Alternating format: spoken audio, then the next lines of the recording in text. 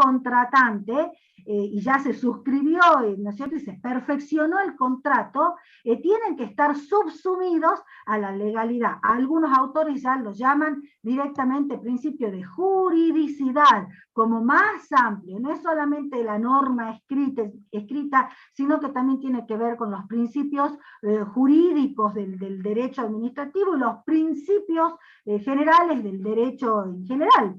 Entonces, cuando ustedes, en este caso, es muy importante, porque quizás cuando ustedes estudian o ustedes ven los principios de la licitación pública, pueden llegar a decir, bueno, esto es como teórico. Esto es como teórico y los estudian desde una mirada teórica. Ustedes que van a ser, van a ser profesionales de las ciencias económicas, como contadores o como licenciados en administración de empresas, porque bueno, no sé quiénes, no sé, todos ustedes pueden ser de ambas incumbencias, se van a encontrar en el ejercicio de la función pública. Muchos de ustedes van a estar trabajando en los SAF, que son los sistemas administrativos financieros de los organismos estatales, y van a tener una absoluta y una total injerencia en las tramitaciones de las contrataciones públicas. Entonces, el estudio de estos principios, de la publicidad, de la igualdad, uno quizás el de la libre concurrencia, uno quizás el de la transparencia no lo tiene como tan asociado, y ustedes lo tendrán que estudiar, van a formar parte de su quehacer, y el respeto de dichas normas es fundamental para que realmente la licitación, la selección del contratista, se haga en los términos estos del respeto de las normas, de la Constitución, de la legislación supranacional, y obviamente, de la transparencia en sí del quehacer público. Entonces, cuando ustedes lo estudien, tienen que ponerse, tienen también que coordinarlos con los otros principios, y con los otros aspectos, por ejemplo, la libre concurrencia, que tiene que ver con la mayor cantidad de postulantes o de oferentes al momento de la oferta y al momento de la venta de los pliegos que hace el órgano administrativo que está llevando adelante la licitación, y la publicidad que tiene por efecto de dar a conocer la mayor cantidad de personas de que el Estado, el órgano, está llevando a cabo esta contratación, y con el tratamiento de las normas de igualdad que se le va a dar en el procedimiento de la licitación a los postulantes. Ustedes saben que el oferente, el postulante que compra los pliegos y que luego se presenta al momento con su oferta cerrada, al momento de la apertura de sobres, es un postulante. Y que luego de la apertura de los sobres se convierte en oferente. Y este oferente va a transitar un procedimiento, que es el procedimiento de la licitación pública, en perfecta igualdad de condiciones respecto al oferente 1, el oferente 2, el oferente 3, que pueden haber ofertado distintos precios, pueden haber ofertado distintas formas de pago en la medida en que no se disocien del pliego, dentro de los parámetros del pliego, de los pliegos de la contratación, y es importante tener en cuenta que ellos no tienen derecho a ser elegidos, sino que ellos lo que tienen es derecho tienen derecho a una igualdad de aplicación de normas y de criterios durante ese procedimiento. Entonces, la transparencia también hace mella en esto de la aplicación de criterios igualitarios, de la igualdad de tratamiento, la igualdad de oportunidades, la igualdad de oportunidades de observación, la igualdad de oportunidades de impugnación respecto de los postulantes. Entonces, cuando ustedes estudien estos principios, no los tienen que estudiar como algo teórico, tienen que bajarlos, digamos, a la realidad y ponerse como si ustedes fueran un órgano administrativo que está llevando a cabo un procedimiento de licitación, y así van a poder entender la importancia y la trascendencia.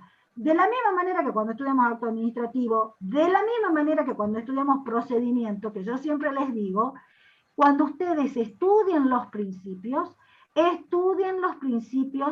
pensando como si ustedes fueran el órgano administrativo que está llevando el procedimiento a la licitación, que está llevando, que está haciendo el procedimiento administrativo, que está emitiendo el acto administrativo, porque de esa manera ustedes van a tener una mayor comprensión de esto, ¿me entienden? Entonces, fundamentalmente ahora me voy a fijar, a ver en la bibliografía que tenemos, si a qué se refiere. Ya voy a entrar acá, yo tengo acá el texto, a lo que usted específicamente me ha preguntado, señorita. Le doy pase a otro alumno y a otro docente, y yo voy a chequear a ver qué es lo que dice el texto. ¿Usted ha estudiado esto del doctor Alfredo Puig, del manual? Sí, profe. Sí, del manual. Ya lo chequeo y después le doy ahora la pregunta a otro alumno que quiera preguntar y a otro docente, y ya vuelvo con usted a ver. Gracias, profe. No, mi querida, por favor. Tenga claro que el principio de transparencia, usted dijo al principio que era un principio de la licitación pública, pero que en realidad es un principio de las contrataciones administrativas, claro, de transparencia. Y en realidad también hoy por hoy, con todo el tema de algunos tratados internacionales y todo, se trata casi un principio rector en toda la función administrativa, como lo decía la doctora Karina. Cuando a usted le dicen principio de transparencia, se tienen que venir dos principios íntimamente vinculados y asociados, que es el de difusión y el de publicidad, que también ya le habló la doctora Karina. Y además un tema que yo solo quiero agregarle, que es muy importante y hace al servicio, al principio de la concreción del principio de transparencia, es el uso de los elementos tecnológicos actuales. ¿Qué significa esto? Hoy por hoy todas las contrataciones administrativas en el ámbito nacional se hacen de manera electrónica, el expediente de contrataciones es electrónico, y eso hace a la transparencia. Ya es decir, es muy difícil no pasar por el tamiz de los controles que tiene internos, de los controles tanto presupuestarios, económicos, financieros, internos que tiene la administración, cuando uno se somete a un proceso de carácter tecnológico electrónico, digamos. Las actuaciones que anteriormente o en otras ocasiones podrían haber sido secretas o no secretas, sino ocultas para algunos oferentes o algunos interesados en contratar con el Estado, hoy ya es muy complicado, ¿no? Claro, tener algo reservado. Las contrataciones son conocidas por todos. Uno entra, digamos, en el organismo, la unidad central de las contrataciones, y uno sabe cuáles son las contrataciones del Estado, cuáles son los requisitos, cuáles son las personas que se presentan, los montos de las contrataciones, el procedimiento aplicable, como hay una mayor transparencia, ¿no?, en las contrataciones.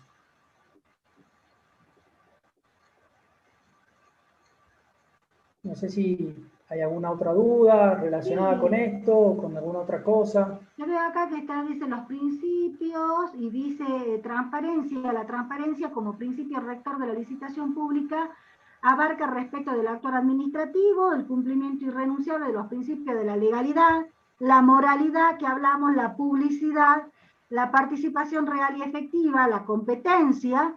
La competencia tiene que ver con que el órgano que está llamando a la contratación tiene que ser competente, ¿no es cierto? Y la razonabilidad, la responsabilidad y el control, que es lo que le dijimos, señorita, es básicamente dicha, con que usted nos explique esto, seguramente que va a estar más que bien en su examen. Bien, profe. Bueno, mi querida, gracias. A ver.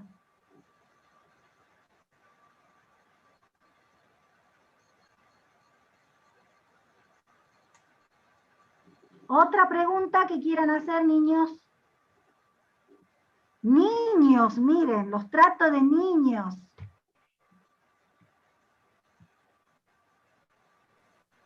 Profe, ¿el licitador es lo mismo que oferente?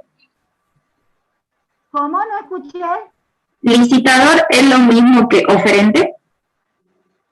No. ¿Quién es el licitador? Bueno, no es una palabra que generalmente nosotros utilicemos, licitador. Pero ¿quién es el licitador? El que licita. Ah, bueno, sí puede ser. ¿Eso en dónde lo...? Sí, puede ser, ¿no? No, Sí, generalmente puede no ser le el llamamos oferente. licitador. La verdad Me que resultó esa duda. sí, no es nuestro esa No, terminología, es una pero es el terminología oferente. española, creo que es. Pero es oferente. Claro, sí, sí. El que licita, sí, hace referencia al que participa en la licitación. Pero no Claro. es una palabra... ¿De dónde está estudiando? No, esa fue una consulta mía, me salió mientras estudiaba. ¿Qué otro sinónimo le podría encontrar a oferente? Por las dudas, digamos. Usamos ese término, ¿no? Ajá. No lo solemos usar. Contratante y co-contratante. Eso es todo. Claro. ¿Y sabe por qué? Porque usted va a tener, usted tiene que, porque usted va a ver que es más, en algunos textos usted se le va a hacer referencia, se le va a hablar del postulante, el que postula, se postula, y inclusive, y bueno, sí, pero, y si no es el oferente. Sí, sí. Pero bueno, el licitador es el que licita, podría llegar a ser, pero no es una terminología que usemos generalmente. Nosotros hablamos del co-contratante cuando ya se ha suscrito, cuando ya ha sido seleccionado. Usted va a tener el oferente, el adjudicado, el oferente. En otro momento del procedimiento ya lo va a tener al adjudicado, y después ya va a tener el co-contratante, que es el que ya suscribe el contrato y ya perfecciona el contrato, ¿me entiende? Sí. Sí. Incluso usted fíjese que en el momento en que usted puede comprar el pliego, pero usted puede no hacer la oferta. ¿Me entiende? Claro, sí. Usted compra el pliego, pero después no se desiste. Usted decide no presentarse, entonces es como que a medida que va transcurriendo la licitación, usted va a poder ir teniendo distintos roles. Pero es mejor que hable de oferente. Bien, gracias, profe. Profe, disculpe, yo estaba estudiando este tema de la licitación pública, siguiendo lo que eran más o menos las fases de la misma o cómo se iba desarrollando. Y quería preguntarle por la terminología que usted adopta, que es comprar el pliego. Si me puede explicar. Adquirir el pliego. Bueno, no sé si alguno de los profesores quiere hablar.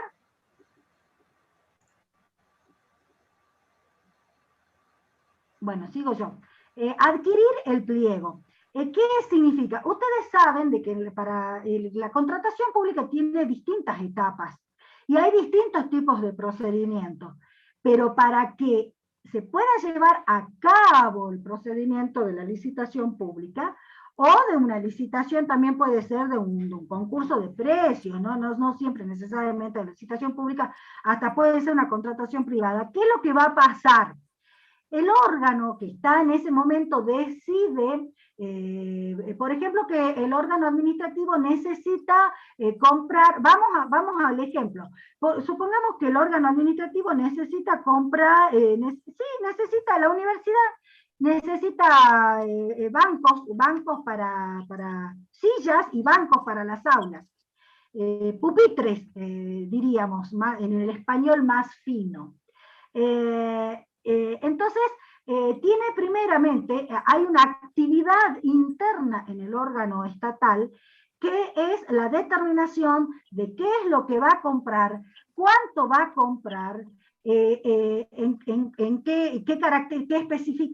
características va a tener eso que va a comprar, si cuenta con partida presupuestaria para poder adquirir Y los órganos específicos que ejercen la función administrativa, que tienen la competencia para eso, porque no todos los órganos de un organismo se dedican a esto, van a predeterminar y deben determinar primero qué es lo que se va a comprar. Por ejemplo, van a comprar, no sé, 200 pupitres, por decirles en el ejemplo nuestro. Estos 200 pupitres, ¿de qué van a ser? De madera, van a ser de, no sé, de tergopor, van a ser de hierro, con, no sé, con revestimiento pintado, sin pintar, etc. Y van a determinar los pliegos de la contratación. Ustedes van a ver que se deben aprobar los pliegos de la contratación. Los pliegos de la contratación que se redactan dentro del organismo, redacta los propios pliegos, van a ser pliegos de condiciones generales, pliegos de condiciones especiales, y también, depende del tipo de contratación, van a haber pliegos de especificaciones técnicas, como ser, por ejemplo, en la obra pública, ustedes van a tener un pliego general de condiciones, un pliego específico, especial, y después van a tener pliegos de especificaciones técnicas, que como su nombre mismo indica, hace referencia a aspectos técnicos o de la obra a llevar a cabo o del producto que se debe comprar, etc. Estos pliegos deben ser redactados por los órganos competentes y los órganos técnicos del organismo, y se elevan para su aprobación.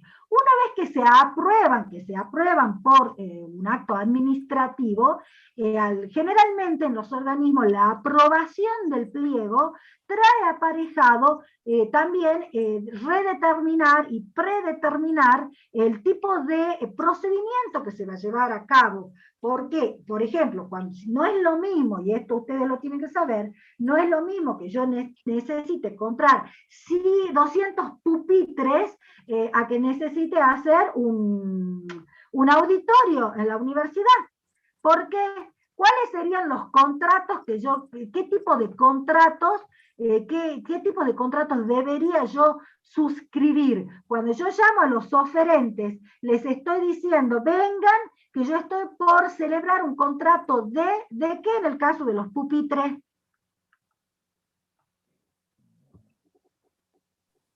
Suministro. ¿De contrato de? Suministro. De suministro. Y si yo tengo que hacer el auditorio, ¿qué contrato? ¿A quién voy a invitar? De obra. Un contrato de obra, un contrato de obra pública. No tengan miedo de hablar, porque ¿saben qué es lo bueno de esto? Ustedes no se dan cuenta, que acá ustedes se pueden equivocar. No tengan miedo, chicos, de equivocarse, porque para eso estamos los profesores, para decirle, no, es como el GPS. No, recalculando, frene, siga, doble. Para eso estamos. Entonces no tengan miedo de preguntar, chicos.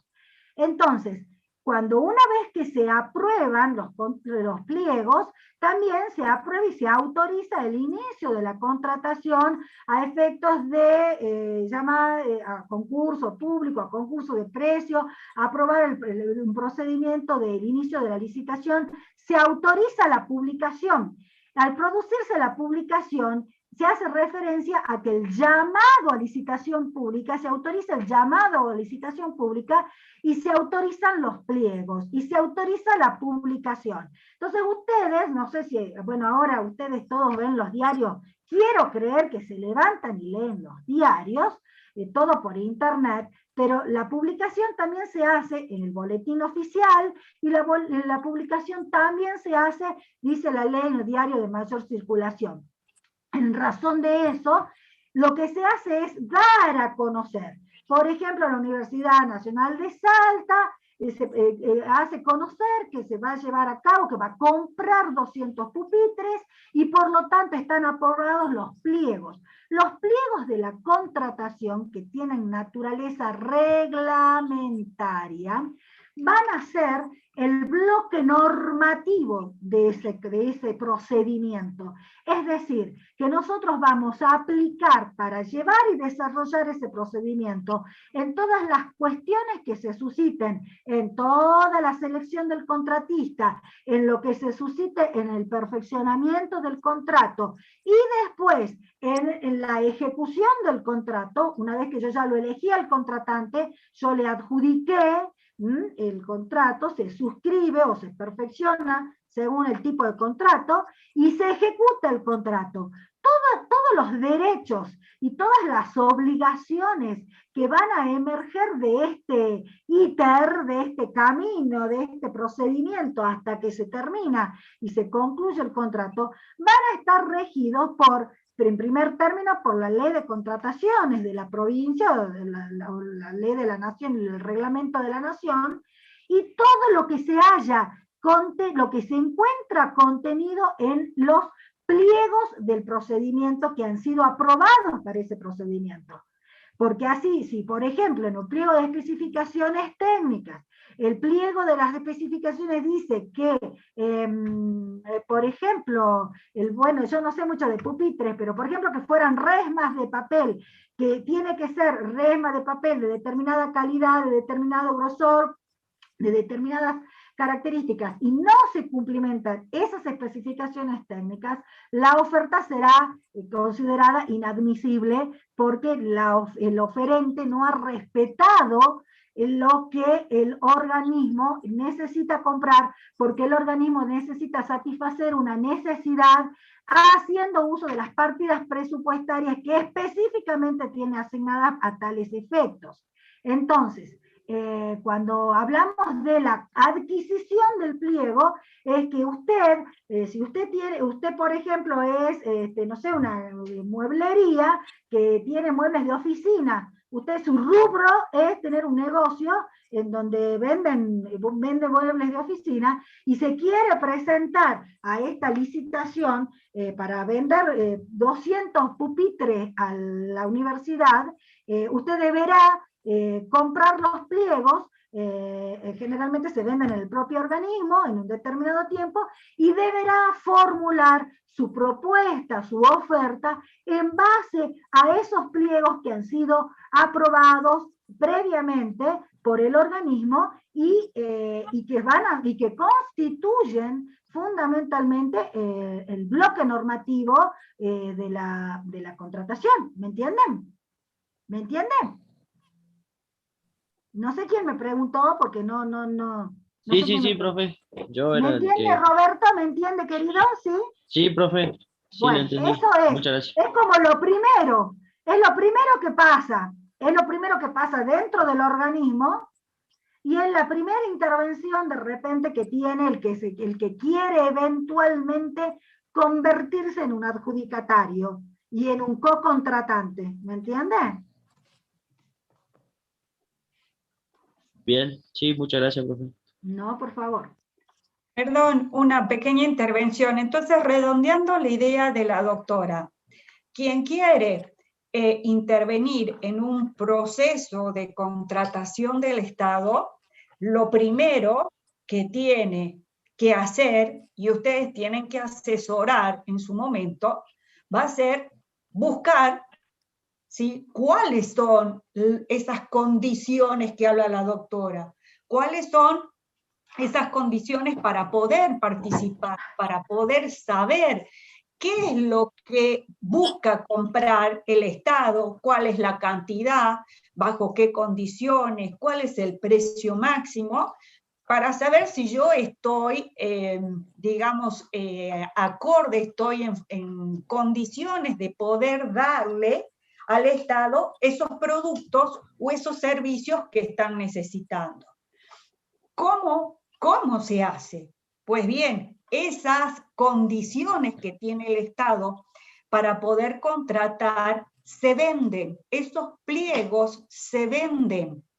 Entonces, si estamos hablando, digamos, de un esquema presencial en determinadas oficinas públicas, antes lo que se hacía es, todos los pliegos de condiciones, es un paquete de documentación que se entrega al que está interesado de participar y se paga. Por eso ustedes van a ver que en los libros se habla de la adquisición de los pliegos, porque eso se paga, se compra. El saber cómo participar se paga. ¿Me siguen? Entonces, ¿qué pasa? Hoy todo se ha cambiado con la virtualidad y demás, entonces es posible poder participar en determinados procesos licitatorios comprando virtualmente, digamos, esos pliegos de condiciones y con transferencias, pues supongamos bancarias y demás, pero se sigue pagando, ¿sí? Poder llegar a saber cómo participar. Por eso es que los libros hablan de la adquisición de los pliegos, porque yo tengo que saber qué es lo que el Estado necesita. Eso de qué es lo que el Estado necesita, bajo qué condiciones, qué cantidad, qué precio, se paga, ¿sí? Se compra. Y después, al participar, se acredita incluso haber comprado ese pliego para poder participar. También tiene que ver, como bien dice la doctora, que no es solamente que yo pueda proveerle al Estado aquello que el Estado está pidiendo, sino que también hay una serie de requisitos y de exigencias subjetivas con respecto de mi persona como oferente, porque tendré que estar inscrito en el registro de proveedores del Estado, no tendré que tener ciertos tipos de penalidades, de sanciones, o tendré que ver mis antecedentes o mi capacidad técnica, porque a lo mejor yo tenga, miren, por ejemplo, no es lo mismo ser una empresa que tiene 400 obreros y puede llevar a cabo la obra del auditorio a una empresa pequeña que no tiene experiencia y que no tiene capacidad técnica para responder las exigencias que los pliegos exigen, ¿me entienden? Entonces, por eso es tan importante, son importantísimos los pliegos, porque tienen que ver con el postulante, el que quiere llegar a ser oferente, tiene que tener tiene que poder ofrecer aquello que el órgano está necesitando, pero también tiene que estar en las condiciones legales y técnicas que el propio procedimiento exige, ¿me entienden? ¿Me entienden? Bueno, a ver, otra pregunta. Profe, buenas tardes. Sí.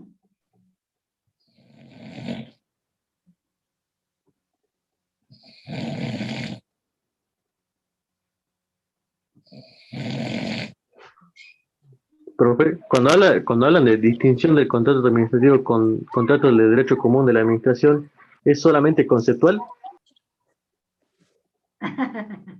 Usted cuando me dice solamente conceptual, ¿qué me quiere decir? A ver, dígame usted, cuando usted me pregunta eso, ¿es solamente conceptual? No dice nada. Se te escuchaba roncar delante de todos los alumnos. Cállate, cállate. A ver, ¿qué es conceptual? Y dar una definición de cada uno. No, mi querido, mire, yo se lo voy a explicar y usted va a entender claramente esto. El problema con este tema, y quiero que me escuchen todos, porque usted sabe, no sé por qué se equivocan en esto. A ver, ustedes cuando van a estudiar el contrato, la unidad de contrato, hay un punto en el que nosotros pedimos la distinción entre el contrato administrativo y el contrato de derecho común de la administración. Vayan todos y miren el programa. Miren el programa, identifiquen el tema. Porque esto lo pregunta un compañero y los otros quiero que presten atención a esto, porque ustedes saben que triste y lamentablemente siempre los tenemos que aplazar porque no saben esta distinción. Escúchenme. Hay un error que cometen, que cuando ustedes ven contrato de derecho común, Ustedes cortan ahí y ustedes creen que nosotros le estamos haciendo le estamos pidiendo la distinción, que el programa en realidad les pide, la distinción entre el contrato administrativo y el contrato de derecho privado. En realidad nosotros estamos pidiendo la distinción entre el contrato administrativo y el contrato de derecho común, ¿sí? De derecho privado, me van a decir ustedes, pero de la administración. Es decir, que es como que yo no les estoy pidiendo que me hablen ni del suministro, ni de la obra pública, ni que hablemos de la concesión de servicios públicos, ni del empleo público, que son los contratos administrativos, ¿no es cierto? Tampoco les estoy pidiendo que hablemos de la locación, de la compraventa, de la donación, que son los contratos del derecho privado, que ustedes ya lo han estudiado.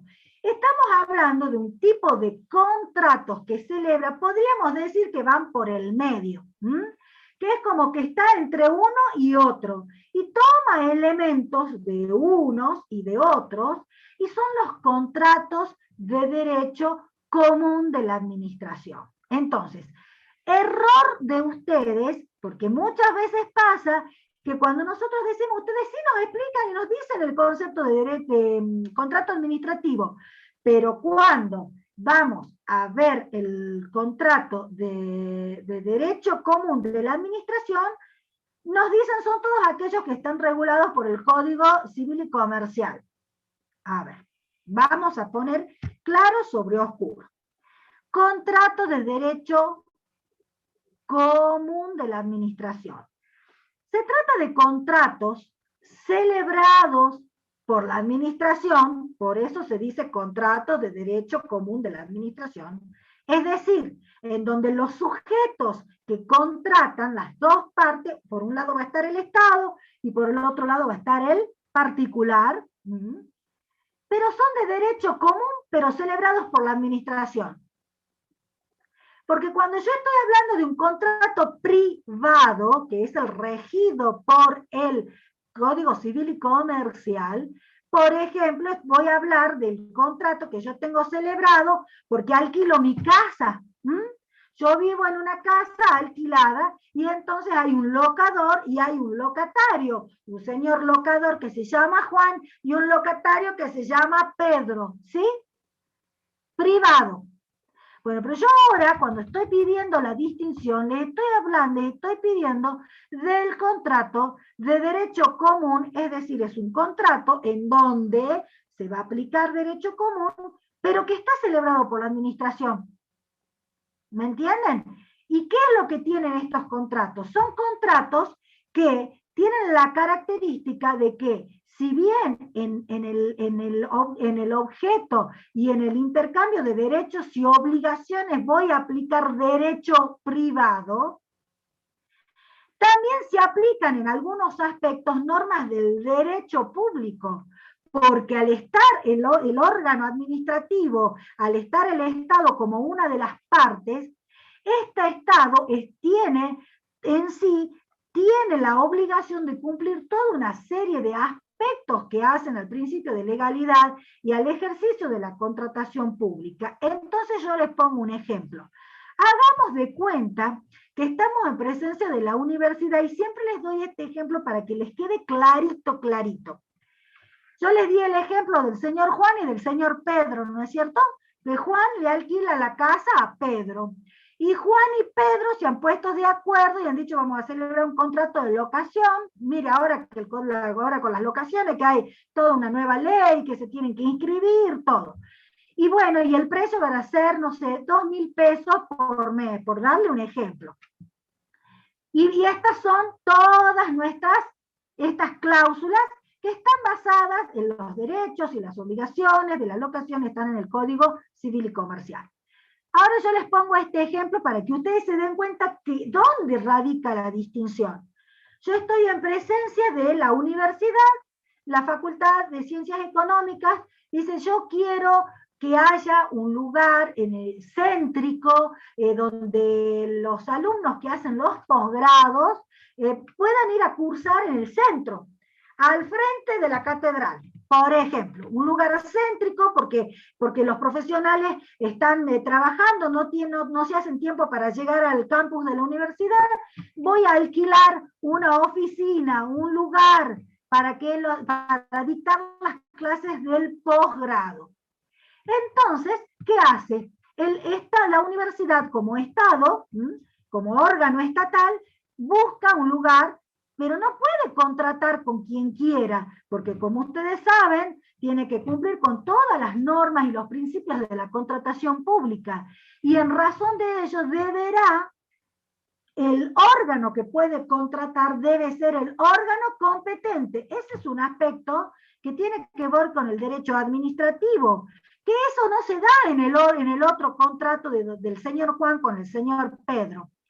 Ese órgano competente no solamente que tiene que tener la habilitación legal para contratar y suscribir el contrato, sino que tampoco puede ir y elegir así como él quiera, pagar el precio que quiera, que a lo mejor el señor Juan y el señor Pedro en un contrato privado lo hicieron.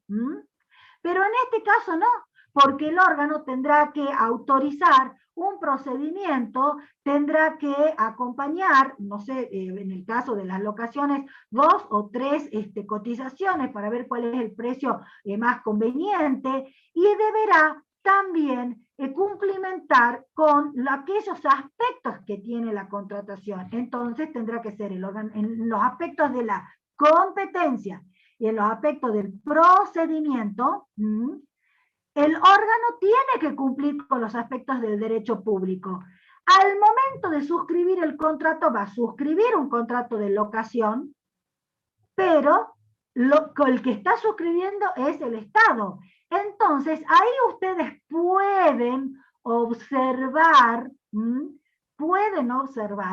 que no es lo mismo un contrato administrativo de un contrato de derecho común de la administración y de un contrato privado, un contrato de derecho privado. ¿Me entienden?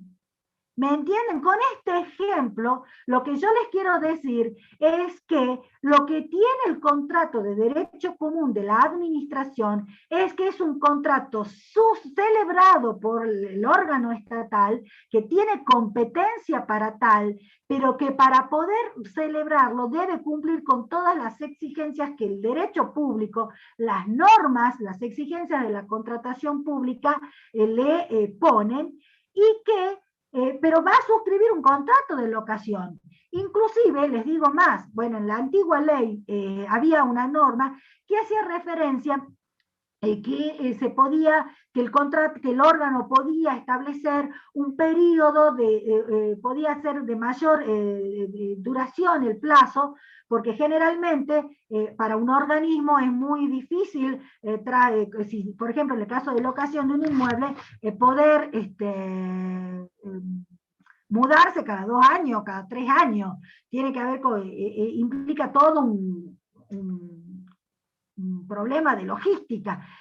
Pero lo que les quiero decir es que ustedes se pueden dar claramente acá cuenta que, que no es lo mismo un contrato de derecho privado que un contrato de derecho común, como lo dice el programa de la administración, y tampoco un contrato administrativo, que son los contratos que nosotros estudiamos en la unidad del programa, en donde hay cláusulas exorbitantes, en donde hay ius variandi, en donde el órgano, en donde el contratante tiene hasta toda una serie de derechos de aplicar sanciones, multas, para poder lograr exigir el cumplimiento del contrato. ¿Les queda claro?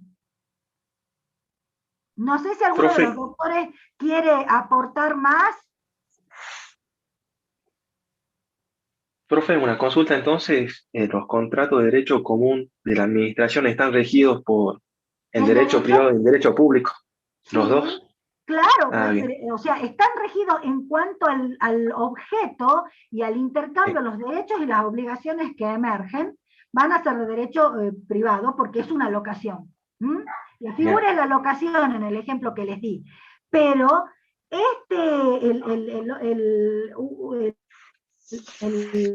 contratante tiene que dar cumplimiento a un montón de aspectos y de exigencias de la contratación pública, porque tiene que ser el órgano competente, porque tiene que tener partida presupuestaria, miren ustedes, para pagar, tiene que cumplir con el procedimiento que la ley le exige, que generalmente en ese caso se pide que se acompañen comparaciones de precios, de cotizaciones, como para que uno pueda, para que se quede transparentado, miren la palabra que estoy usando, transparentado, porque ahí estoy en la compañerita que me habló del principio de la transparencia, ahí, mire, para que quede transparentado que el precio que yo estoy pagando no es un precio excesivo, que es un precio que está, digamos, dentro de la media de los precios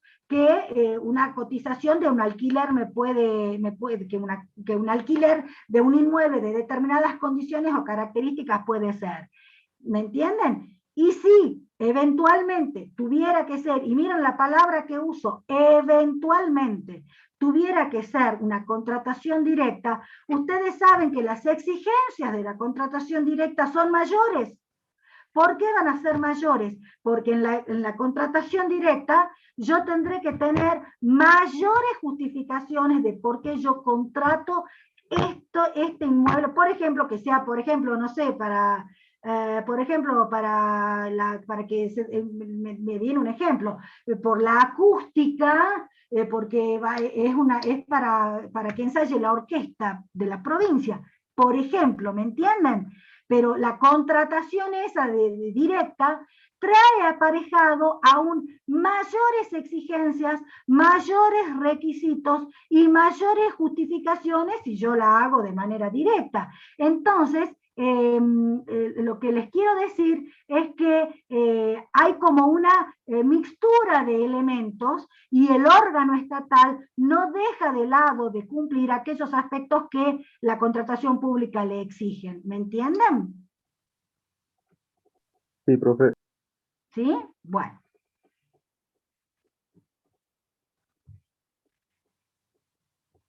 ¿Otra preguntita?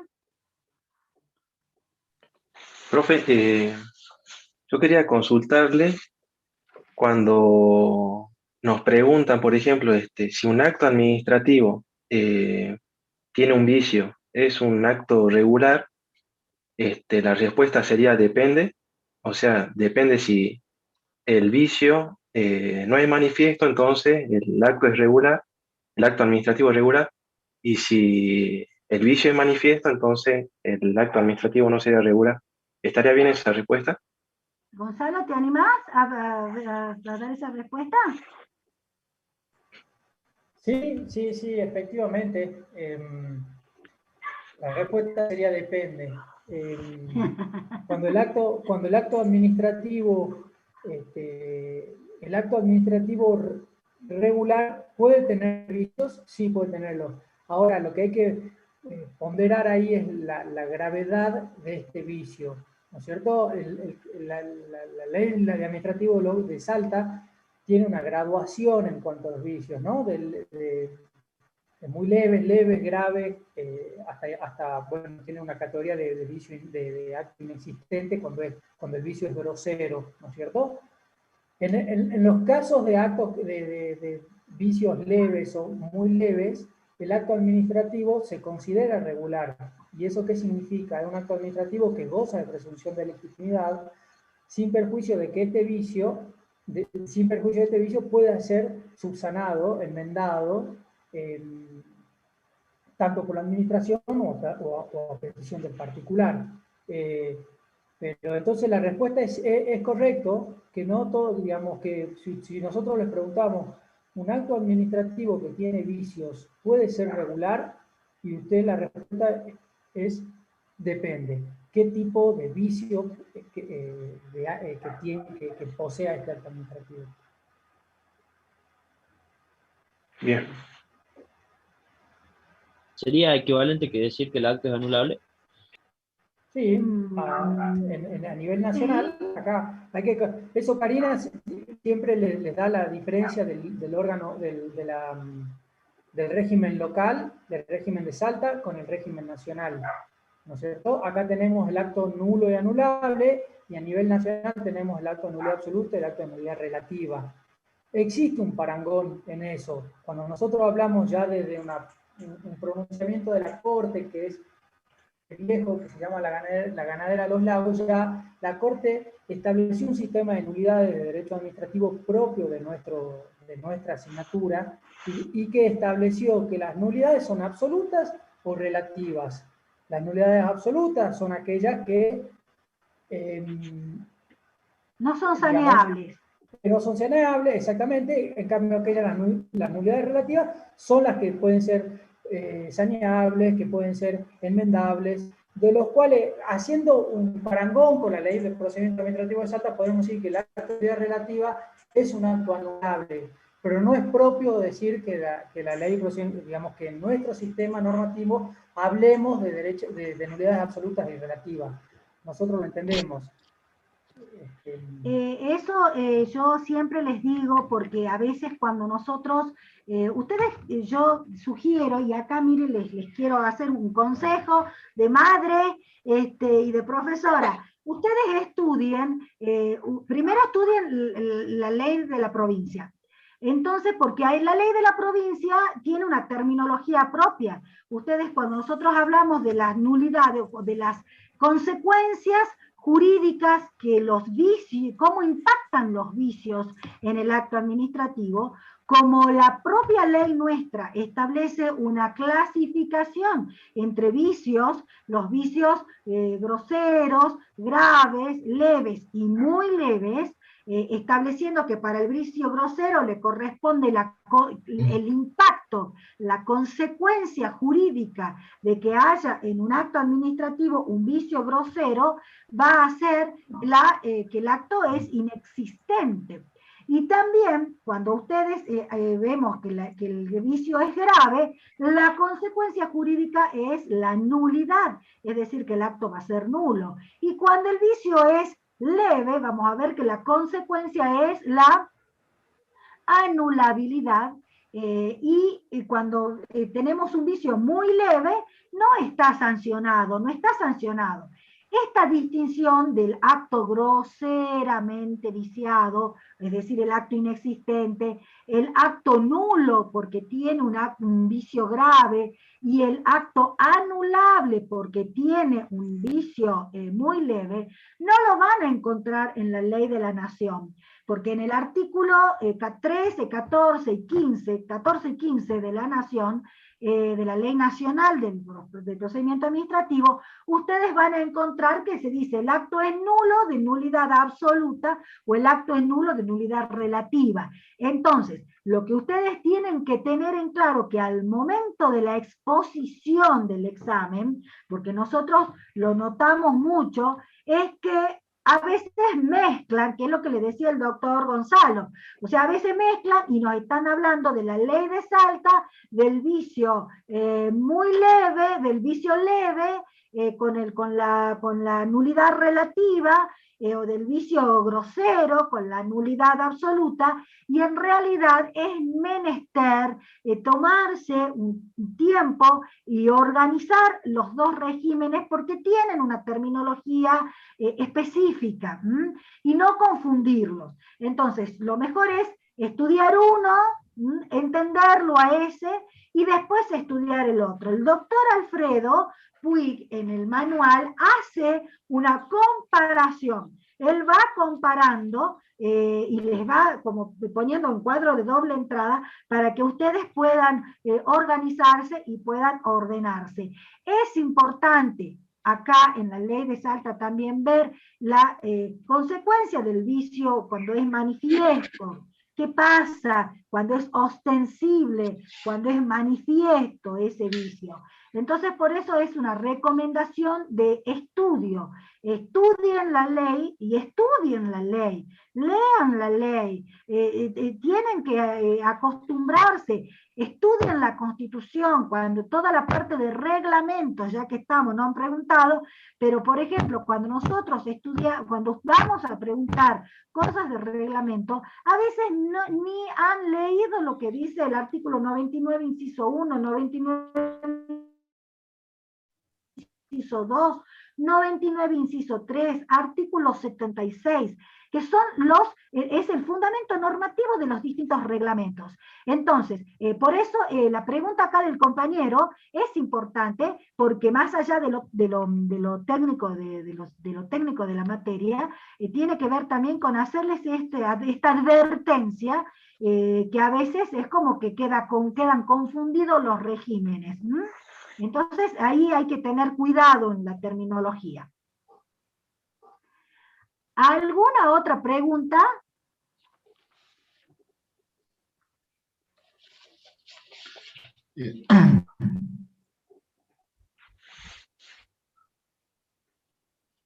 Doctora Karina, si me permite. Sí, por favor. Hay una pregunta de una alumna que dice que no tiene posibilidad de activar el micrófono, pero quería saber en la organización administrativa qué atribuciones transfiere el órgano cuando se emplean excepciones de delegación y avocación. La pregunta es de Nadia Salomé Abraham. No sé si te parece que toquemos ese tema un momentito antes de seguir. Sí, doctor, por favor.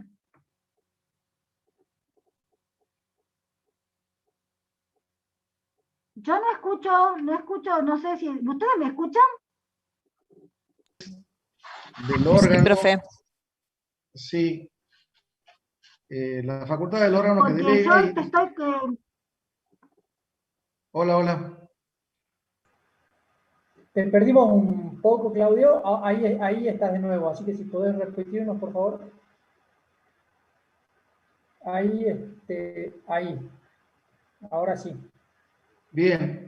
No, simplemente, o sea, toda delegación de competencias tiene que ser expresa, tiene que contener en el acto de delegación la especificación clara y concreta de las tareas, facultades y deberes que comprende.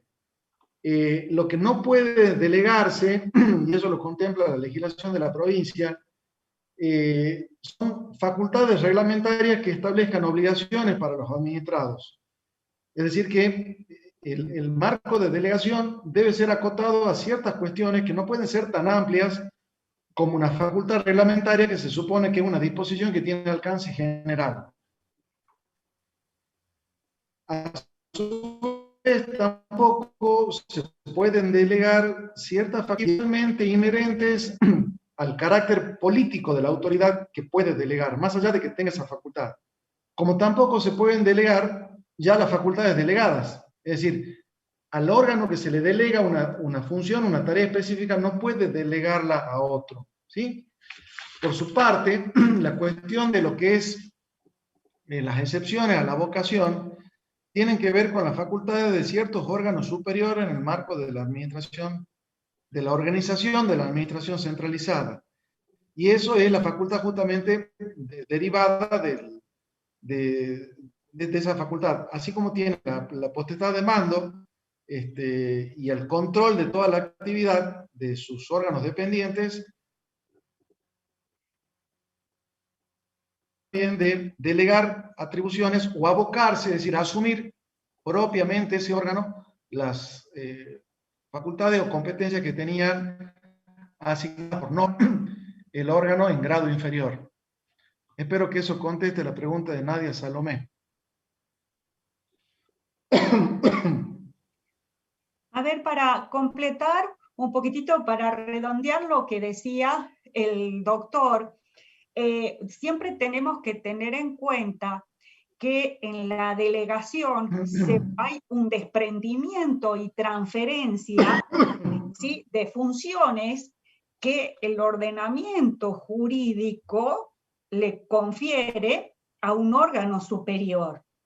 Y esa transferencia estamos hablando de competencias, puede ser total o bien puede ser parcial. ¿De quién es esa competencia? Es del órgano superior, ¿sí? Y que bajo determinadas circunstancias está autorizado para transferirlo a un órgano inferior. En cambio, en la avocación, la competencia no es del órgano superior. La competencia le pertenece al órgano inferior. Sin embargo, por una cuestión tal vez de oportunidad, mérito y conveniencia, el superior le interesa conocer y decidir en un asunto, no en toda la competencia, solamente en un asunto que está bajo el ala de competencias que es del órgano inferior. Entonces, respecto de ese asunto, únicamente el órgano superior decide como chuparle la competencia, por así decirlo, para que entiendan, esa competencia que es únicamente del órgano inferior, decide y ahí culmina la cuestión. Pero hay un cambio radical de competencia, no. Porque una vez que decide ese asunto particular, en el caso de la vocación, todo lo demás, ¿sí?, se mantiene bajo, como les decía, el paragüita de competencia del órgano inferior. No hay un traspaso, ¿sí?, sino solamente de determinada competencia de la función, sino un asunto. Eso en la vocación. Distinto en la delegación, de que acá lo que sí, el órgano superior baja el ejercicio de la competencia en todo o en parte que le asiste, pero la competencia es de ella, del órgano superior. Por eso es que en cualquier momento ese órgano superior puede decidir revocarla a la delegación, reasumir ese ejercicio de competencia o bien dársela a otro órgano. ¿Se entiende? En cuanto al contenido, ¿qué es lo que se puede delegar, lo que puede ser objeto de avocación o delegación? ¿Se entendió? ¿Sí? Bueno. Sí, dice, muchas ¿Alguna gracias. consulta más?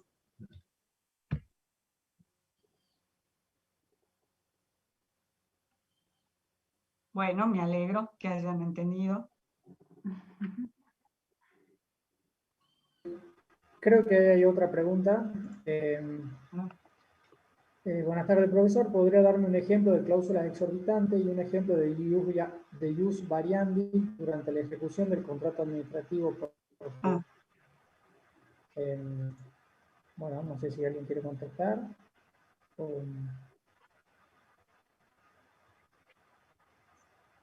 Bueno, hay muchos ejemplos. Eso está en el sistema de contratación, en el decreto 1023 del 2001 de Nacional, ahí están todos, inclusive están enumerados cuáles son las cláusulas exorbitantes de los contratos administrativos.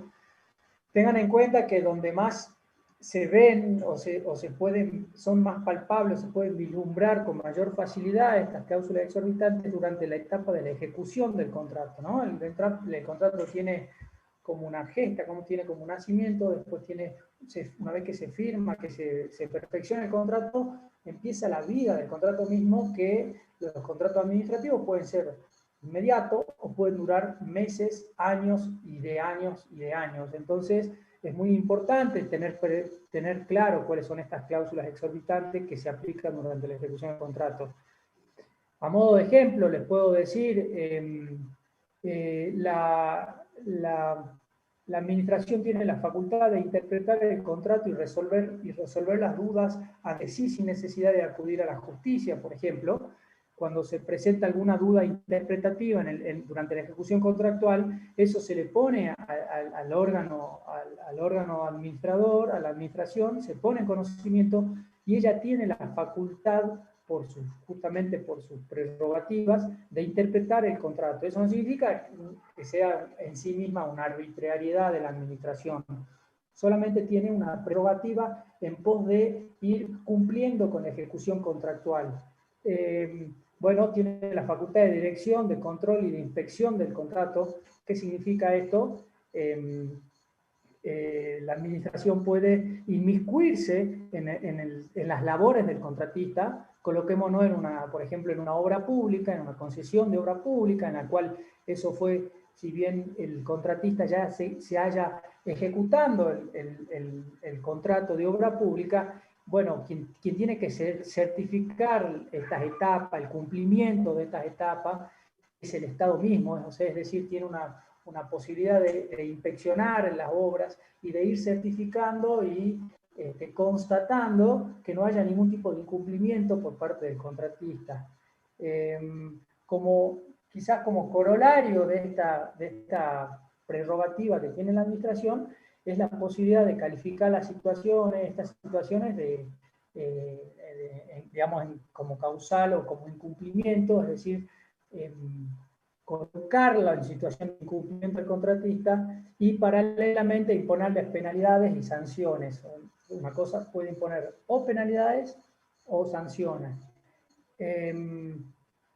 Y después tenemos, bueno, por supuesto, una de las cláusulas exorbitantes más típicas es la resolución del contrato, la revocación del contrato unilateralmente por el Estado por razones de oportunidad, mérito y conveniencia. Esa es una, que es terminando ya, ¿no es cierto? Es una de las causales de extinción del contrato. Y otra también por excelencia, en la que pregunta acá el alumno, tiene que ver con el ius variandi, que es el aumentar o disminuir la prestación del contrato, es decir, no es que varíe el objeto del contrato, no es que yo yo soy contratista, estoy llevando adelante una obra pública, por ejemplo, la construcción de viviendas sociales, y de repente el Estado puede variar el objeto y decirme, mire acá, contratista, usted en esta manzana necesito que me haga una pequeña escuela, porque surgió la necesidad y acá me puede hacer un centro policial, un centro vecinal. Eso sería modificar el objeto del contrato. Lo que puede hacer la administración en ejercicio del ius variandi es modificar la extensión de la prestación de ese contrato, pero siempre preservando, digamos, la identidad del objeto de la contratación y naturalmente sin vulnerar el equilibrio, la ecuación económica financiera del contrato. ¿Qué significa? Bueno, esto de modificar la prestación en un porcentaje más o en menos, eso ya ustedes van a ir a la ley tanto nacional como a la ley provincial, que tiene una pequeña diferencia de porcentaje en cuanto puede modificarse la prestación en más o en menos, en un 20% más o un 20% menos.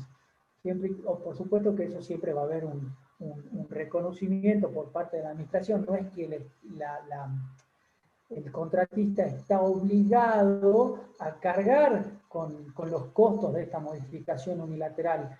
El Estado va a reconocer, lo que está obligado el contratista es a aceptarlo sin cuestionamiento, en la medida que sean cuestionamiento, si hay algo razonable, por supuesto lo pone en conocimiento de la administración, pero lo que está obligado el contratista es a aceptarlo, porque muchas veces en algunos exámenes hemos visto algunos errores comunes que dicen como que la cláusula exorbitante en este sentido es que el contratista está obligado a aceptarlo y no tiene derecho a la actualización o a una pequeña redeterminación de precios por este aumento o disminución.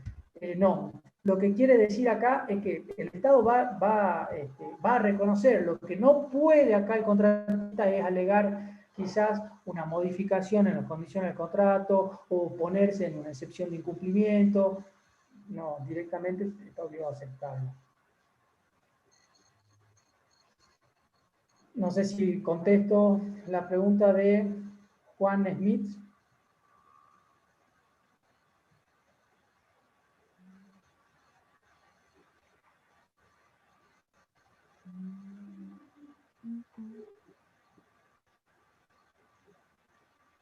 No, de nada.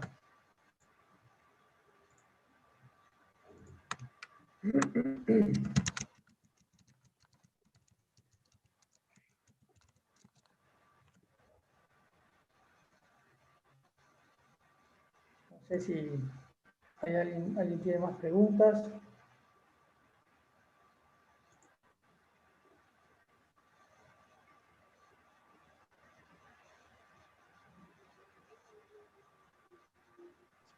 Profe, Bueno, cuando, ay, perdón. Sí, disculpe, sí, sí. cuando nos piden ejemplos, por ejemplo, de acto administrativo y hecho administrativo, ¿cuántos ejemplos le deberíamos dar? De acto Bueno, con que nos ejemplos de den actos dos de de hecho. cada uno va a estar bien. A ver, deme unos ejemplos de acto administrativo y uno de hecho.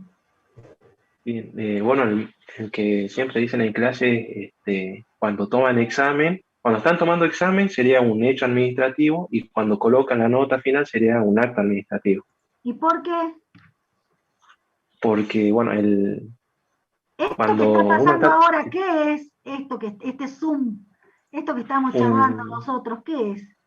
sería un hecho administrativo. Ujú.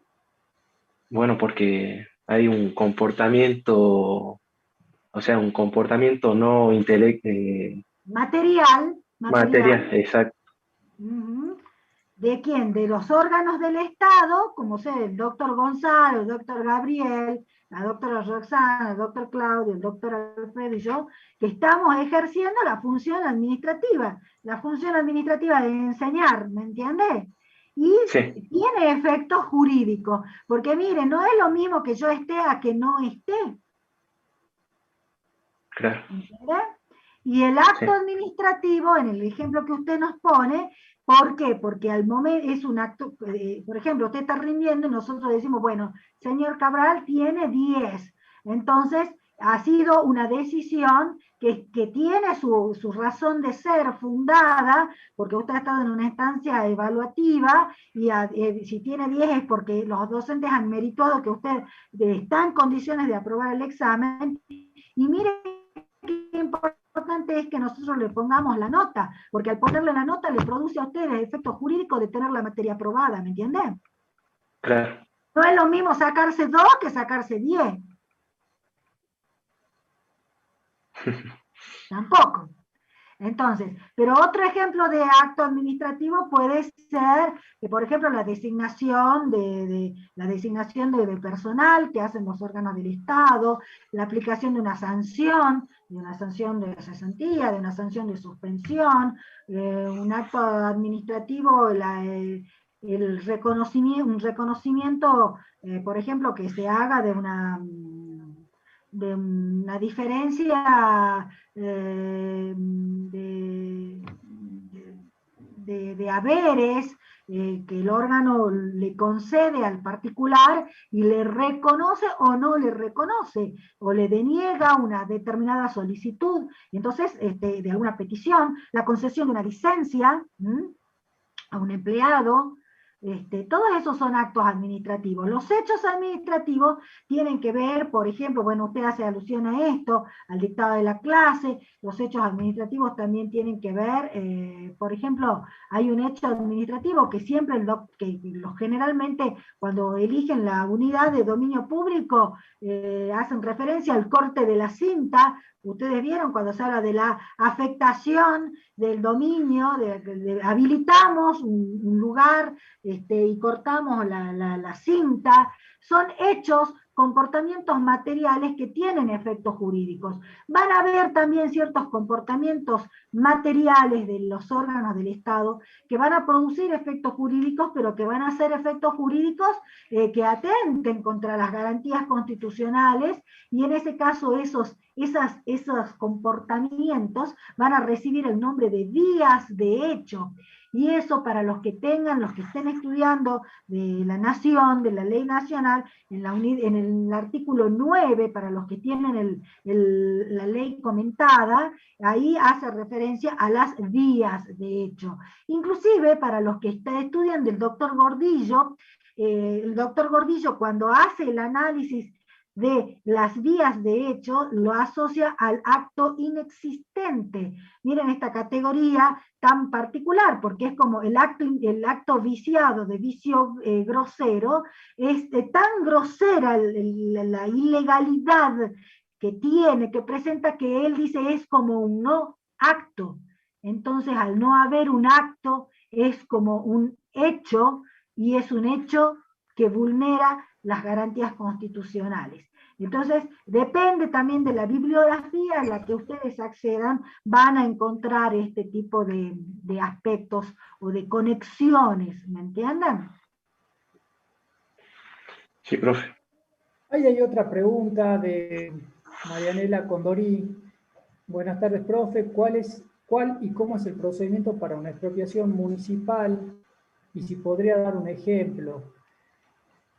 Las facultades ablatorias o expropiatorias de los municipios no es un tema que nosotros damos, que no está en el programa, y no es un tema sencillo tampoco, porque tiene sus discusiones y hay que entrar a hablar de la autonomía municipal y la reforma del año 94, con lo cual no es parte de estudio de la materia. A nosotros nos basta con que sepan la ley de expropiación de la provincia de Salta, a nivel nacional qué ocurre, pero la expropiación municipal, que son muy pocas las provincias que expresamente así lo autorizan, por ejemplo la Constitución de Córdoba, creo, Chubut, me parece, que tienen la facultad, que le otorgan facultades ablatorias a los municipios, no es el caso nuestro, y se encuentra muy discutido si se trata de una facultad implícita, pero bueno, es otro asunto. Es derecho municipal. No entren ahí, porque la verdad que no lo vamos a...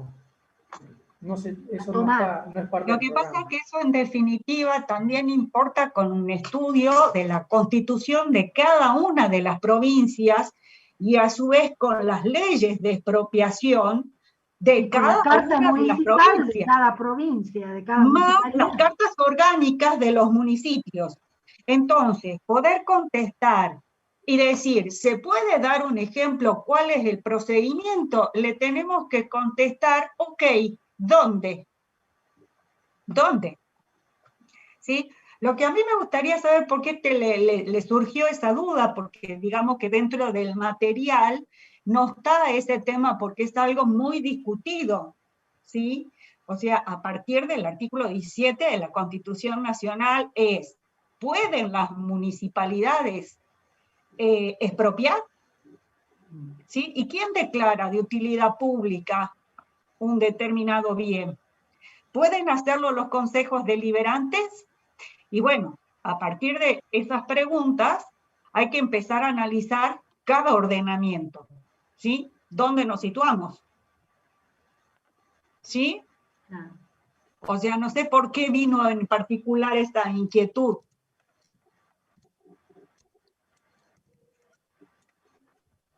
No sé si está la señorita que formuló la pregunta que hizo el doctor. Ahí Rosana pregunta si Salta sigue sin adherirse a la ley 26944. Sí, sigue sin adherirse. Sigue sin haber ley de responsabilidad estatal. Estamos en el mismo estado. En el mismo estado. Vamos como llegamos de España, ¿sí? Dirían las abuelas. No sé si tienen alguna consulta más.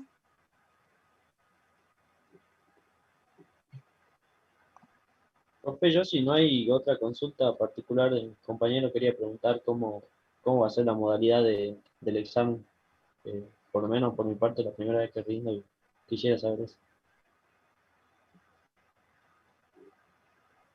Bueno, la modalidad del examen va a ser, ustedes tienen que preparar una unidad, es la modalidad con la que se está trabajando ahora, ¿no? Desde que estamos con esta situación.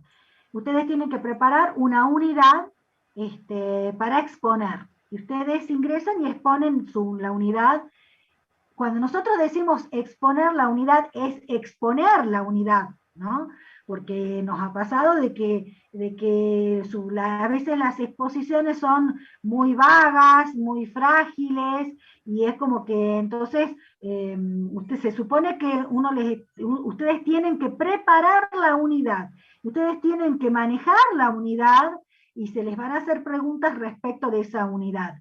Una vez que ustedes han podido exponerla y contestar a las distintas preguntas que se le hacen respecto de la unidad elegida, luego se pasa a otra unidad que generalmente ya determinan los profesores, que generalmente son preguntas que tienen que ver con...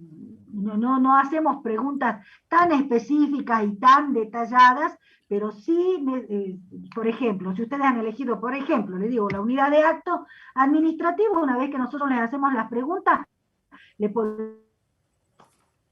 podemos hacer para pasar de bolilla, podemos preguntar cuál es la diferencia entre recursos, reclamación y denuncia, o qué es el ius variandi, que nos tiene el concepto de procedimiento administrativo, y pasamos a otra bolilla, y respecto del tema que se ha elegido para la pregunta, sí se les hacen, se les formulan una serie de preguntas, o sea que esa temática también ustedes las tienen que poder abordar exitosamente.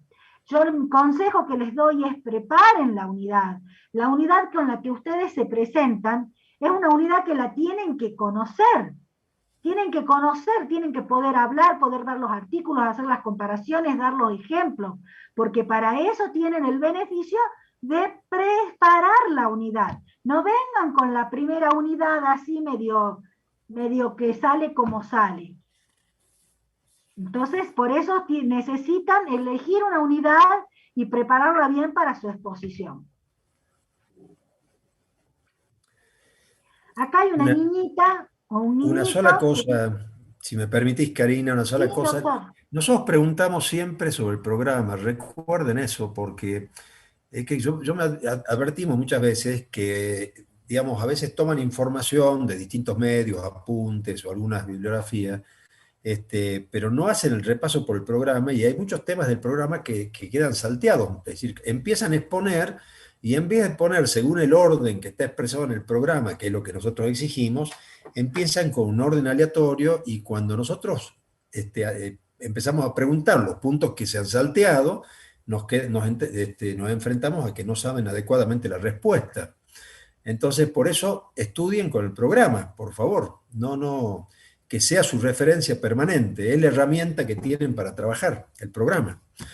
Por supuesto que tienen que usar la bibliografía que más accesible les parezca, pero que sea el programa la guía. ¿Sí? No sé si hay alguna cuestión de las que pusieron en el chat que no fueron contestadas. Hay un mensajito que dice: buenas tardes, profe, ¿me puede explicar las facultades regladas y discrecionales? Sí, ¿esa no está contestada? No. Bueno. No sé, ¿le quiere contestar a usted, doctor, o si no lo contesta? Conteste, doctora. Bueno, a ver, niñitos, miren, cuando hablamos de facultades regladas y discrecionales, generalmente yo que soy la que doy generalmente acto administrativo, trato de hacerles un repasito de esto cuando hablamos del objeto del acto administrativo. Porque el ejercicio de las facultades regladas y discrecionales se pueden asociar a dos conceptos: al ejercicio de la competencia por parte del órgano y el alcance de las decisiones del órgano administrativo.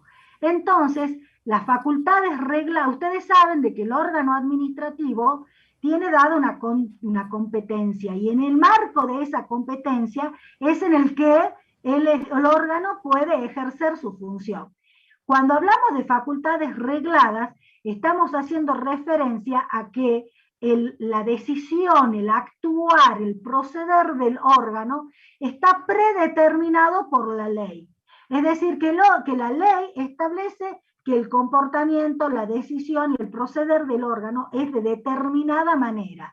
Entonces el órgano tiene que cumplir con lo que la ley le indica. No tiene margen de decisión, de merituación, de valorar. La decisión ya viene predeterminada por la ley. En cambio, cuando estoy ante facultades discrecionales, discrecional viene de discreción, que es decir, permitirle al órgano administrativo poder valorar las circunstancias de hecho, ustedes saben de que nunca la ley porque la vida es así, va a poder prever todos los casos y cómo el órgano tiene que, con su actuar, debe satisfacer las necesidades públicas, y entonces a veces la norma establece la posibilidad de que el órgano pueda valorar, merituar algunos aspectos y tomar la decisión entre 2 o 3 opciones, o poder hacer una fundamentación y llegar a una decisión que la considere la más adecuada ante la situación en la que el órgano debe actuar en ejercicio de su competencia. Por supuesto que este ejercicio de las facultades discrecionales le va a traer al órgano la necesidad de una mayor justificación en la fundamentación de por qué toma esta decisión y no toma otra. Y ahí es donde, cuando analizamos el acto administrativo, vemos cómo juegan que la decisión sea razonable, es decir, que no sea arbitraria, y que la justificación esté debidamente dada en el acto administrativo, y entonces hablamos del elemento causa y lo asociamos al elemento motivación, que es la explicitación de la causa. Yo siempre les digo que cuando ustedes estudien el derecho administrativo, no hay que estudiarlo como compartimentos estancos, porque todo el derecho administrativo es como un entretejido, en donde todos los conceptos arman este sistema de derecho tan particular que es el derecho administrativo. Entonces, en este caso, miren todo lo que hemos asociado la competencia, el objeto del acto, la causa, la finalidad, pero fundamentalmente tiene que ver con esto, que la discrecionalidad es la facultad de discrecionar, es cuando el órgano puede merituar, puede evaluar, les doy un término más fácil quizás para ustedes, más próximo, que la decisión sea la más adecuada, la más justa. La ley le da un margen de posibilidad para poder elegir lo que va a decidir. ¿Sí? ¿Entendieron? Bueno, no tiene micrófono la alumna, así que yo quiero creer que entendió. A ver. Una acotación, tengan en cuenta que esa elección que dice la doctora Karina, que son entre 2 o más opciones, son siempre igualmente válidas, ¿no? Eso cae de maduro. Cuando uno tiene una elección entre una válida y otra inválida, ya no se trata de una facultad discrecional, sino de otro instituto, que es el concepto jurídico indeterminado, es cuando uno tiene que decidir cuál de las dos es válida. Pero esto, en el caso que dice la doctora, siempre esa elección que se da en las facultades discrecionales son siempre igualmente válidas. Claro.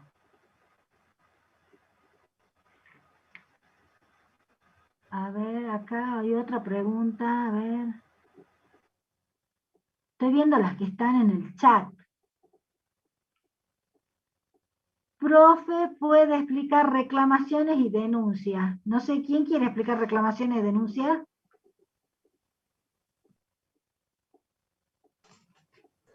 A ver, la persona que formuló esa pregunta, ¿qué es lo que no entiende? ¿Qué es lo que estudió acerca de reclamaciones y denuncias?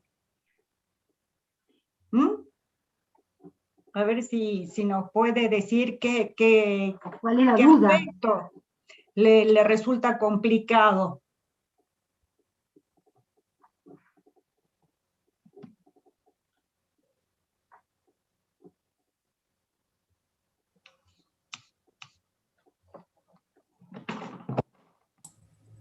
A ver.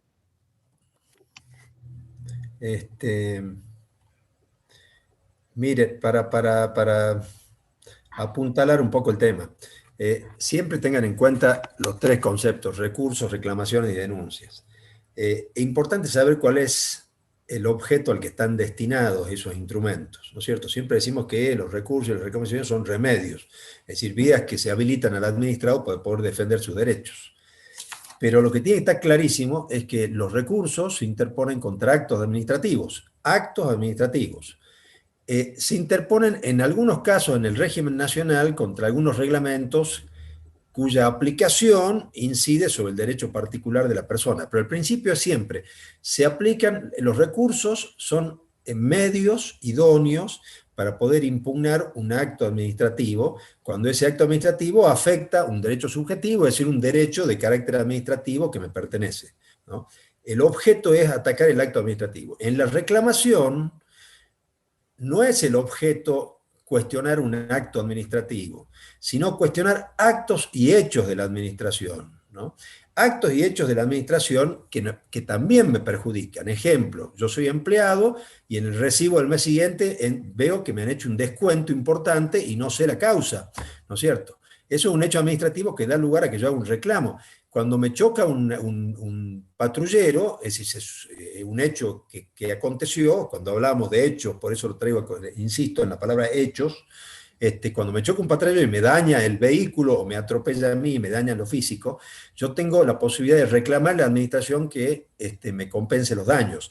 Los reclamos entonces son para hechos y actos de la administración, no actos administrativos, actos en general, actos de cualquier tipo, actos civiles, puede ser la inscripción, el registro de una escritura mal hecho y por tal motivo la posibilidad de que la persona pueda haber perdido derechos como consecuencia de una mala inscripción, ¿no? Hay muchísimos ejemplos de eso, pero esa es la primera diferencia.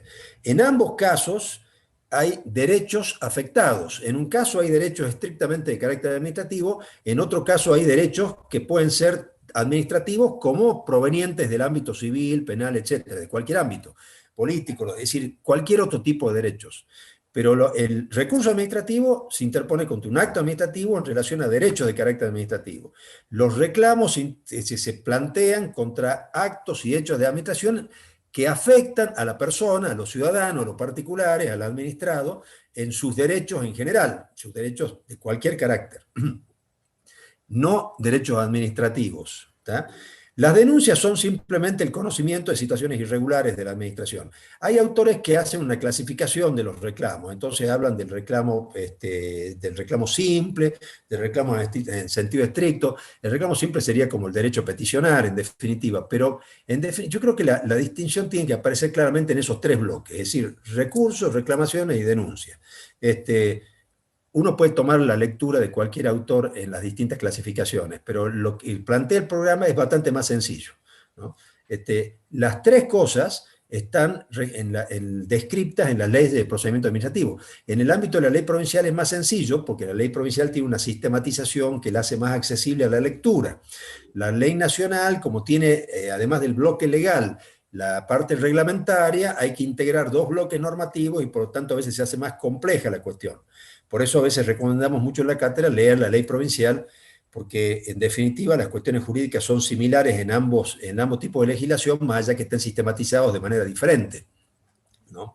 Y las mecánicas procedimentales puedan parecer distintas, pero los derechos de fondo son lo mismo, son derechos de carácter administrativo. Entonces, vean en la ley provincial estas tres cosas: recursos, reclamaciones y denuncias. Está todo allí, es fácil accederlo. No sé si está claro.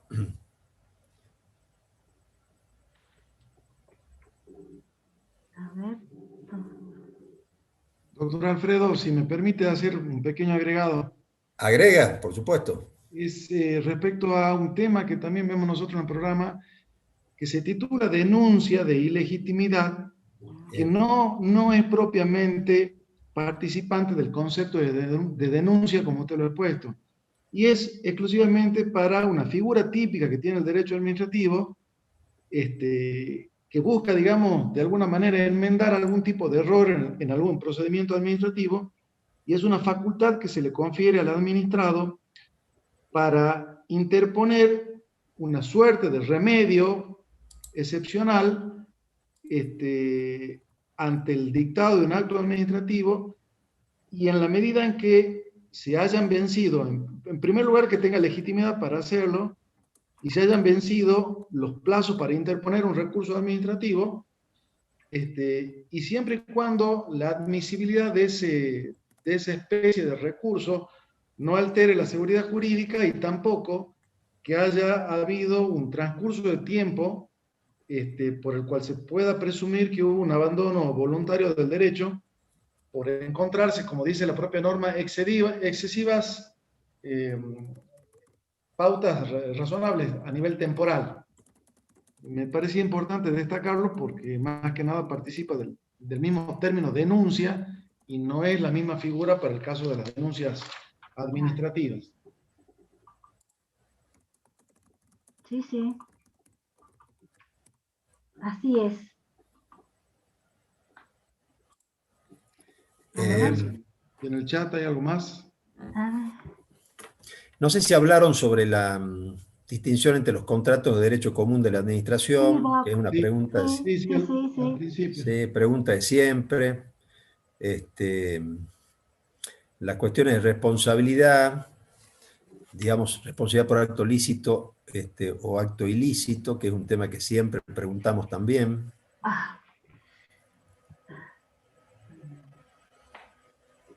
Hay otra pregunta en el chat. Eficiencia y eficacia. ¿Dónde? ¿Qué cosa? ¿Querés contestar, Karina?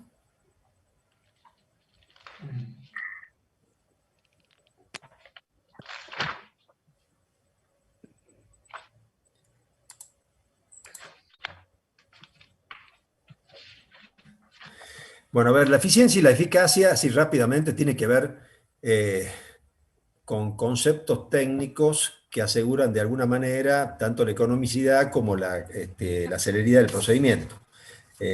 Acuérdense que eficiencia está relacionado con, hay una relación entre medios y fines, ¿no es cierto?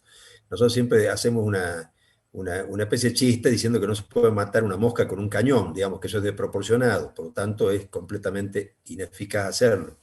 La eficacia tiene que ver con los resultados, con el impacto, es decir, que la decisión adoptada se ajuste al contenido de las pretensiones o de las peticiones que están en juego, de tal manera de no prolongar indefinidamente el procedimiento administrativo. Entonces, por un lado, los medios utilizados para decidir tienen que ser eficaces, eficientes, en el sentido de que tiene que haber de alguna manera, digamos, economía en el uso de las herramientas que el Estado me da para decidir como funcionario. Eso son directivas que están dirigidas al funcionario, no al administrado, no al ciudadano. Y la equidad tiene que ver también con el contenido de la decisión. Es decir, que una decisión tiene que ser justa y equitativa, significa que resuelva aquello que es materia de pretensión y que lo resuelva de tal manera que satisfaga los derechos en juego, ¿no? Y que no genere y que no tenga como consecuencia una sobrecarga de aquellas obligaciones que naturalmente se le imponen al administrado en el ejercicio de sus derechos. Por eso tiene que haber cierto equilibrio en esto, ¿no? Son conceptos que tienen que ver con el funcionario y el modo como opera en el procedimiento para lograr que en definitiva se haga de una manera con la celeridad suficiente, de una manera adecuada, usando las herramientas jurídicas y técnicas aptas, y en el tiempo, en un tiempo que de alguna manera satisfaga los intereses en juego, ¿no? No sé si hay algo más de ese punto, digamos.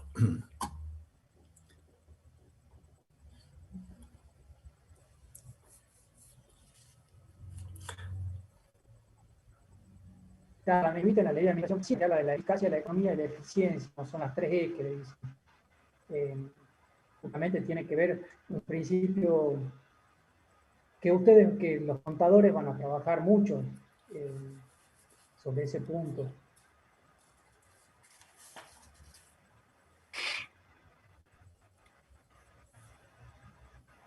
¿Alguna pregunta más, chicos? Igual estamos disponibles a través de nuestros correos, ¿no? Ustedes en nuestra base de Moodle tienen todos los datos nuestros para mantener comunicación, inclusive creo que allí mismo pueden dejar mensajes o nos pueden mandar por correo.